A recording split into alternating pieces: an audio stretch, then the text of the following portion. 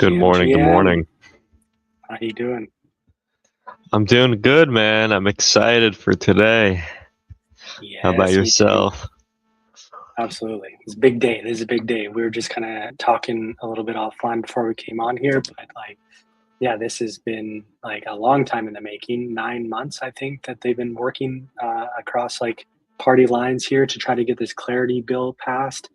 Um, yeah, arguably, like there was a bit of a run up last year because people thought it was going to pass, and then all of a sudden the banking cartel got their hands in there and kind of shut everything down, and the whole crypto market's kind of like floundered a little bit since then. So we're back. We get a round two today. So yeah, very excited about seeing if this bill can pass today. It's a big day for crypto. Absolutely. I mean, this bill has been in the works for so long. People have been talking for so long.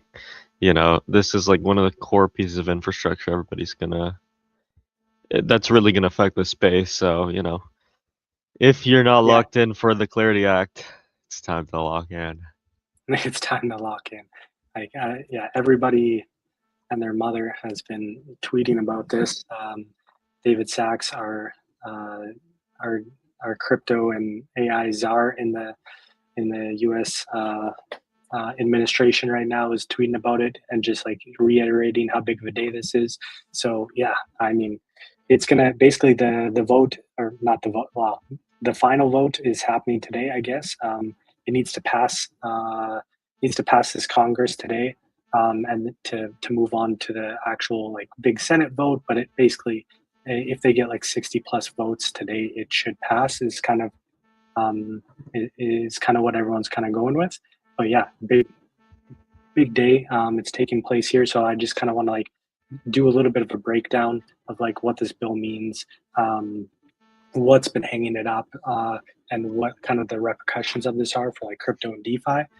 Um, so the big 3 points that like everybody has been fighting over for the past 9 months, are basically like this whole issue of yield, and if the crypto industry is allowed to essentially give customers yield, whether that's passively or actively. And then the second issue has been DeFi, like developer protections.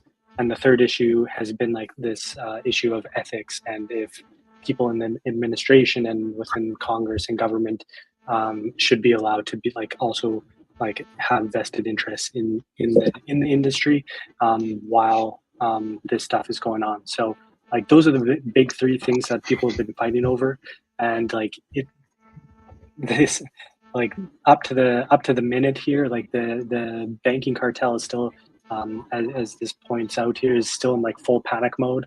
Like Rob Nichols, who's the CEO of the American Bankers Association, like just like last or a couple nights ago, sent out like a big letter, like basically in panic mode, saying like, hey, we need to like shoot this down. We need to try to get rid of this. And then last night, Elizabeth Warren, who's been just like the biggest final boss Oh of yeah. the crypto industry, filed like 40 plus amendments to the bill. Just so yeah, it's a nightmare. Yeah, I mean, expected from her, to be honest. Yeah, But that's a good breakdown, I think. There are a lot of elements to this act as well. I mean, I think people have heard about like topics with, okay, can we give yield to users? Can we use DeFi in the US? Who can use DeFi in the US? How do they have to file tax? How do they have to do all this stuff? Um, Finally getting some clarity on the big yeah. issues. So, I mean, hopefully Hopefully, this is getting going to some. be reflected a little bit in the sentiment in the space. I feel like that's what is really needed right now. Yeah, hopefully this all passes. So just so everyone understands, like basically the committee hearing is taking place in about 25 minutes. It's probably going to take hours, because they're going to have to go through all of these amendments and vote on each one, and then they'll do a final vote for the final bill. And yeah, basically, I think if they get like 60 plus support like across party lines, there's a pretty good chance that this should make it to the president's desk for him to sign. But yeah, like the big hang up right now, I guess, is like just to give like a little bit of a further breakdown on each point here, is like the yield thing has kind of passed.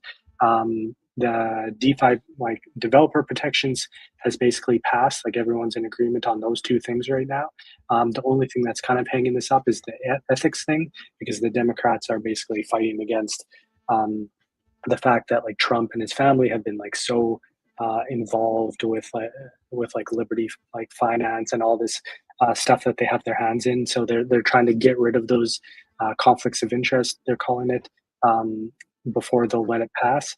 So I guess that is the only thing that could really slow this thing down right now. But hopefully they can get some last minute understandings on that and get this passed. But I mean, for me, it's kind of ironic because they're fighting against Trump and his family for having these vested interests, like with like Liberty Fi and all this stuff, and the Trump coin, like the meme coin and all that sort of stuff. But they have no issue with like the Congress people trading stocks, even with this insider information. So, I mean, for me, it's kind of ironic and funny that they're fighting tooth and nail for this on ethics grounds, but they don't actually look at other ethical stuff that's going on in Congress right now, which is pretty fun. Yeah, it is. It is certainly a thing. I find it interesting that like the U.S. legislative process creates bills and just adds like 100 different like things inside of them, and it's like, oh well, hopefully this passes. It's like there's a lot Yeah, of good stuff in the bill, and then we'll add other stuff in the bill, and it's like we just create conflict for no reason. I wish they yeah. could be more segmented. I mean, what's that funny quote? Never let a good crisis go to waste, I think is Yeah. what they usually use. So, like, if there's some sort of crisis going on, like the crypto industry badly wants to pass this to get protections in place, and there's really only 3 points, like we talked about.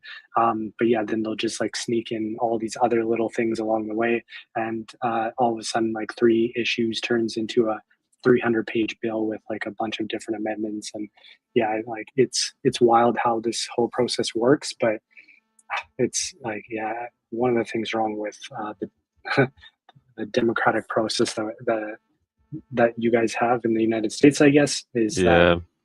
yeah, it's just it's hard to get pass a bill with full support without like polishing like this senator from this place and this senator from this place. And yeah, it sucks. Yeah, it is what it is, but it's just you see these things like you're talking about Elizabeth Warren just trying to add 100 different like additives at the end and sneak in some shenanigans. It makes the process really convoluted and complicated, but yeah, hopefully Yeah, hopefully it absolutely. does pass. Yeah. I mean, and yeah, so if it does pass, just to give like a little bit of clarity on what this bill all means. So basically, on the yield side of things, the banks a little bit kind of won in that category. In order to get like some sort of compromise, they basically killed the idea that you can have passive yield in crypto, um, which probably means that if this passes, that maybe there's going to be some at least some changes to like yield bearing stable coins and different like passive yield products within the space. But there is still some like gray area there and some ways that you can kind of spin that for DeFi's sake. So basically, like there needs to be some sort of active element that needs to be thrown in. That can mean like a user takes place or takes action in like transactions, in liquidity, in staking, and governance, in like just overall platform use. As long as the user is actually like being active and doing something within the platform or within the protocol, then you're able to pass along some sort of like benefits and yield to that user. They just can't passively. So basically, uh, why they did this was they're trying to protect the savings account in traditional banking. TradFi, Uh, yeah. so like basically like the only way to get passive yield is to go to a bank and put your money into a savings account, which gives you 0.1% interest, which is absolutely incredibly like well terrible. It's not fair. and it's like crazy that the banks think that they need to protect this, and it's somehow in the best interest of the citizens or the users to protect this, which is crazy because Coinbase was trying to offer like 4 or 5% yield passively on like your like US dollars within Coinbase, and the banks are just trying to kill that because they don't want to die basically. Right. Yeah, I mean, it is a little bit annoying. You have legislated like protection of liquidity for your bank because I mean that's kind of like one of their ways that they maintain their liquidity reserves as well. It's like, hey, we'll offer you nothing in yield, and we actually have to protect this legally because if you go somewhere else, then the potential for run on banks is going to be higher. It is pretty Yeah, scummy. It feels like it doesn't really make sense to do. It's not in the people's best interest. It is purely in the bank's best interest, and the banks are absolutely. super super giga over leveraged.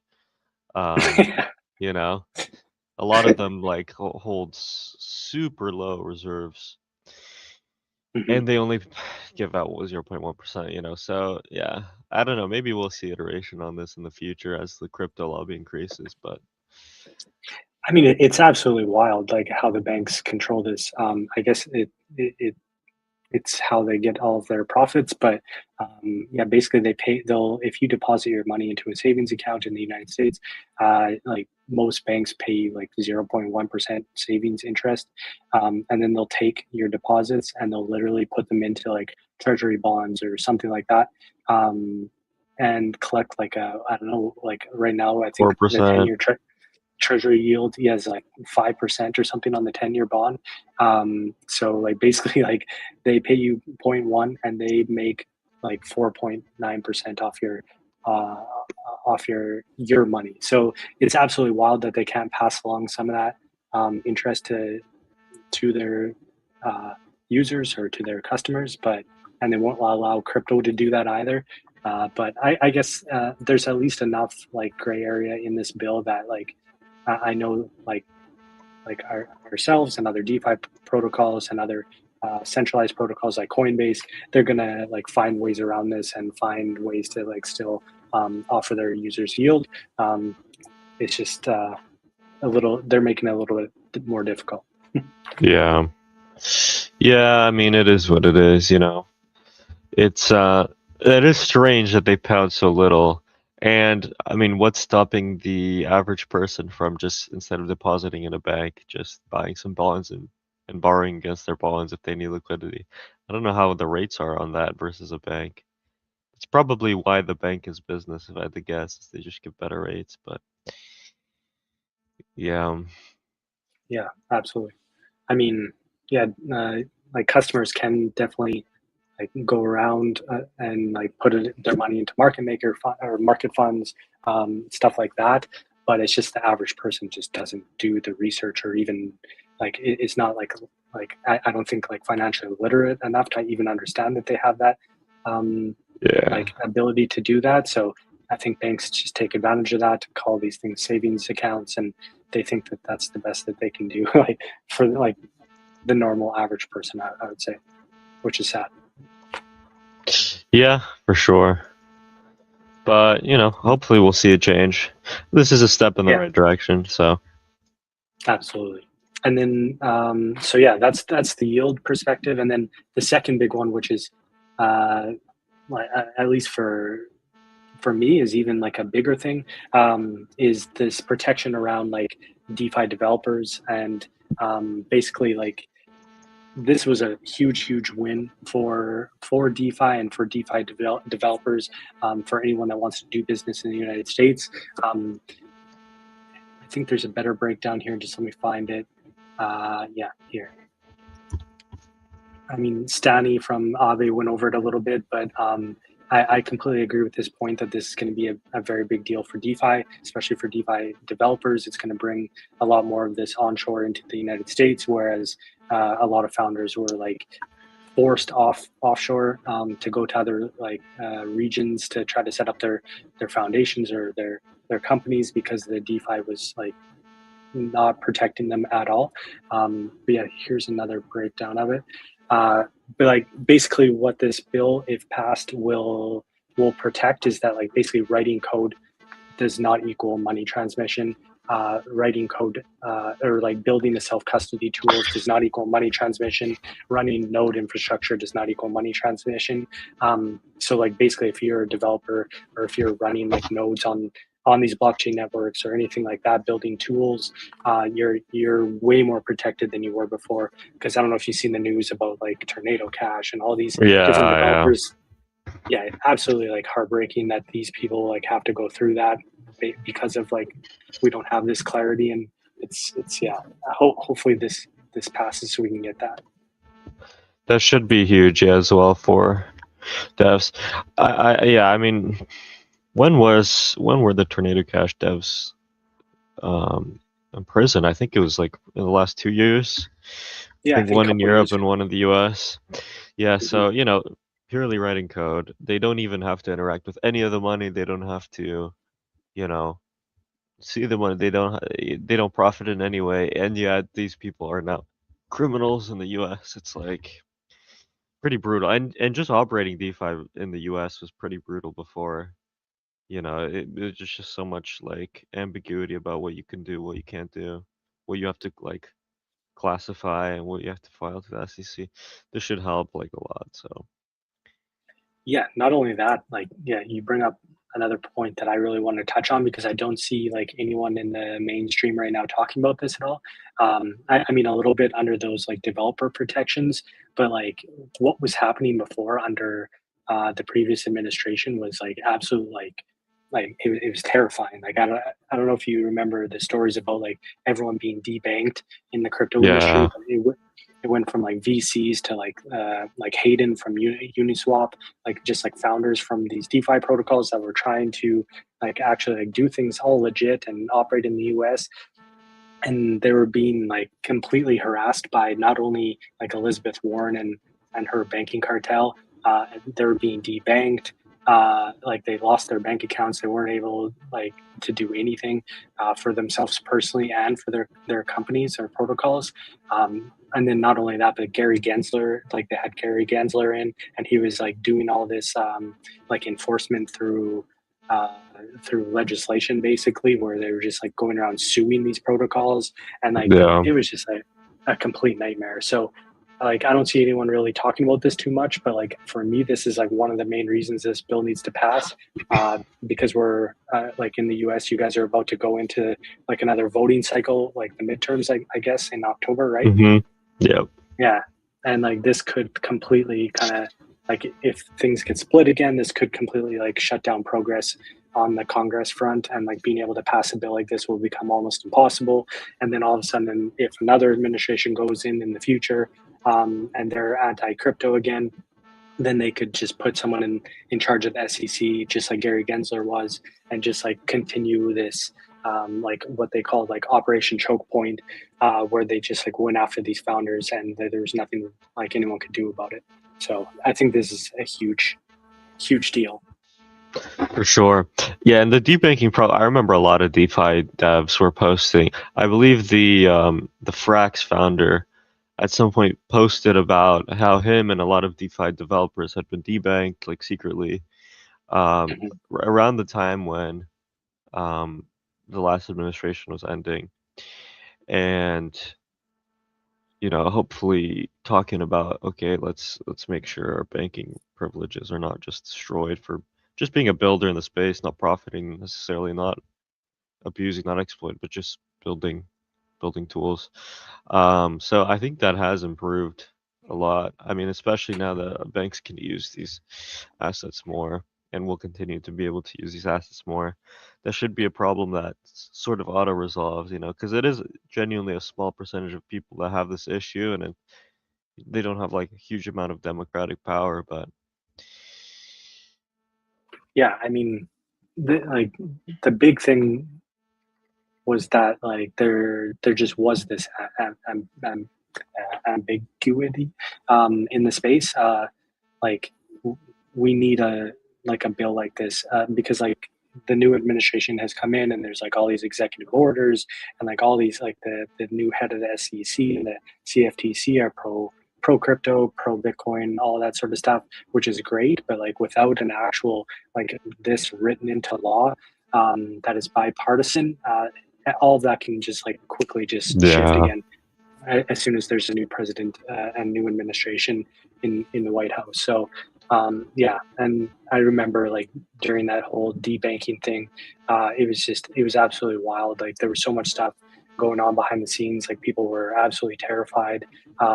Like the SEC was just like suing people and not giving even like reasons really, and you had to spend millions of dollars to try to defend yourself and not like, and then like have no operating expenses left to like continue your project. So it was just like it was like mob cartel kind of like way of going about things. And yeah, anyways, I think this is a big deal. So yeah, I'm very excited about seeing this thing pass today. Yeah. Yeah, it was a lot of like, I mean, that Gensler admin was so brutal. People, Brutal. I don't know if people remember, like it's already past their memory, but for the builders in the space that've been around a while, yeah, Uniswap had a case against them, Coinbase had a case against them, um, and those were just recently, kind of dealt with, really. So Yeah. yeah, it was pretty miserable, even as like the most compliant, the most US friendly, the most transparent people couldn't even do business. So Yeah, it's pretty sad.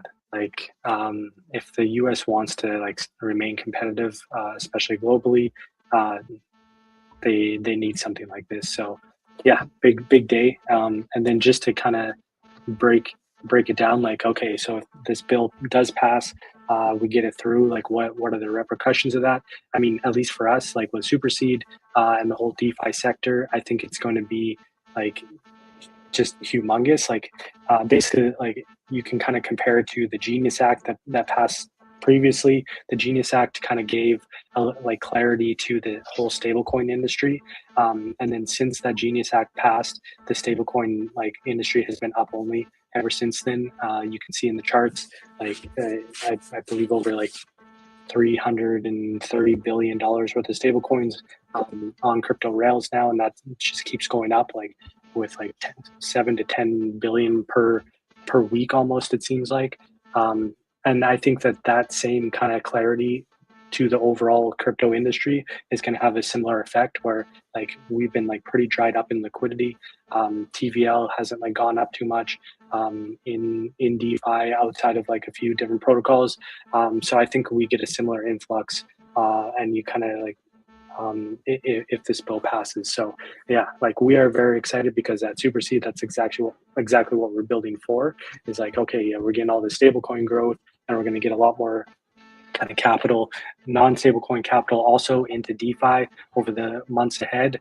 And we're building products specifically for that. Like, where does that capital go once it's on chain? Well, we believe it's gonna go into things like strategies. So that is why we are kind of reforming as the strategy protocol and building towards this future. So yeah, very excited about this. yeah, I mean that's a beautiful way to kind of capture the idea, right? Like as you said, you see billions of these stablecoin inflows in ways that aren't really even that visible on like Twitter, let's say, if you're active in like the Twitter or crypto communities online. But it seems to be like the TradFi institutions just using stablecoins for their products, trying to figure out ways to include them, and Mhm. who knows what type of yield we'll be able to access afterwards with those things. Especially if Yeah, something like active yield or passive yield becomes more changes in terms of the legislation as well. Passive yield in crypto from real businesses could be way, way, way more enticing for yield farmers. yeah, absolutely. So yeah, the vote is, or at least the hearing is going to be underway here in about 5 minutes. So, oh, he's still there. You're good. Yep, yep. Okay. Bit of lag, but we're So, good. Yeah, I mean, it's let's see what happens, but it looks like from the recent news also that like Wall Street is kind of preparing for this already. You've seen like just in the past week or so, just like Wall Street firms are just like putting out like dozens and dozens of new crypto and Bitcoin jobs. So it does look like at least the probabilities are that this bill is going to pass, and if it does pass today, it should get signed into law by July, which is coming up very soon.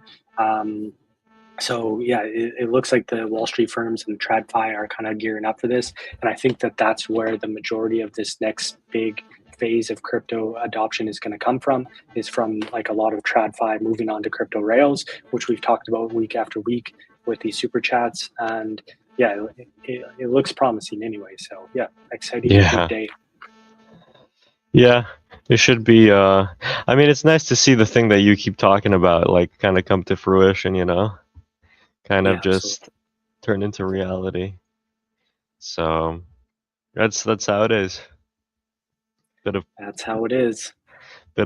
future prediction. Um, Anyways, so that's the Clarity Act. I hope everyone kind of understands what's going on. Uh, like the, I'm sure that there's going to be a live stream going on in about like the next 5 minutes. This kicks off here, so we won't keep anyone like too much longer. But like I wanted to get your opinion on this. One other thing that's completely out of left field here, not on the subject of DeFi, but did you see this? This is still going on right now. So Oh, I did not. figure this is Oh, okay. this is super cool. So there's a live stream that's been going on for the past I don't know like 24 hours or something like that. This like robot has just been going through and like doing a full like Amazon like 8 hour shift of uh, at like at human performance levels or better. I guess they're saying. So like these humanoid robots are like starting to roll out and like really. Um, it's just wild to see. I think this is like the next big thing that you're gonna hear a lot of people talking about. But yeah, I don't know. This is pretty cool. Like this is live right now. I like that it has a little shirt. Yeah, he's got his name. What is his name? Frank. He's named Frank. It looks like it. Frank, the best employee of the month. Frank the Of figure course. robot. Look at that guy. He's so efficient. Oh my, oh my. This is wild. But yeah, no, I seen this. I wanted to show it to you, get your opinion on that. Like humanoid robots are coming fast. And then I also seen like there's a marketplace for like humanoid robot like skills that are like popping up all over the place. So that like basically like to help humans train these robots for different tasks. Like they're getting really good at like this sort of stuff, sorting. Um, but like also like they're training them on like folding clothes and like just everyday tasks that humans do.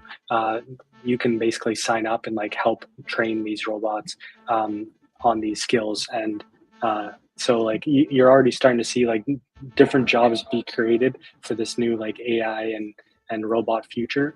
Anyways, I thought this was super cool. Yeah, I have seen a little bit on job boards of like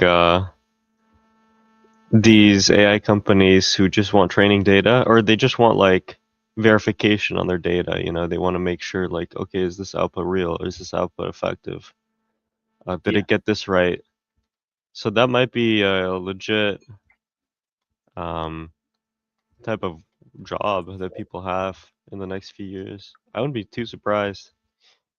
I mean, until like artificial super intelligence hits, and then yeah, like then they'll just be able to do everything better than us, and there's no point in us Yeah. training them. But until we get to that point, yeah, I think that there's going to be a lot of verification and a lot of training going on, and I think humans are going to be required for training these things. But yeah, it's pretty wild to see. Like this guy Frank is like absolutely crushing this job, and then how many more uh, other tasks are they going to be able to like? They're really coming after human labor here.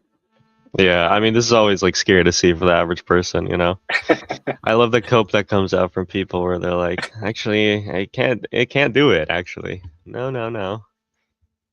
Yeah, It won't be look. able to do my job.